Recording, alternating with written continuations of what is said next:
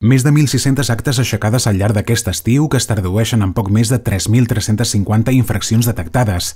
Aquest és el balanç de les actuacions que ha dut a terme la policia local de Lloret de Mar entre l'1 de juny i el 31 d'agost. Ha estat un estiu atípic, amb un toc de queda que ha obligat a replantejar el dispositiu policial d'altres temporades. Doncs ha estat un estiu absolutament inusual, com ja va ser el de l'any anterior, un estiu amb toc de queda, un estiu amb l'oci nocturn tancat, i per tant hem tingut moltes incidències policials, tal com diu la policia, de menys gravetat que d'altres anys, però en aquest cas moltes d'elles, més de 1.600 expedients amb més de 3.300 infraccions. N'hi ha de tot tipus, de Covid, òbviament en temes de la llei del 4/2015 de seguretat ciutadana, per tant, com diem, un estiu molt atrafegat, però que creiem que la policia ha fet una excel·lent feina.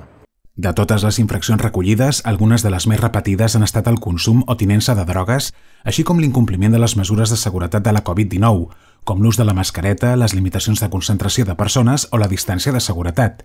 A més, aquest any s'han incrementat les queixes per soroll. Perquè estem parlant de moltíssima gent al carrer que, vulguis o no, fan soroll. I aquest soroll, evidentment, molesta als veïns de la zona, evidentment.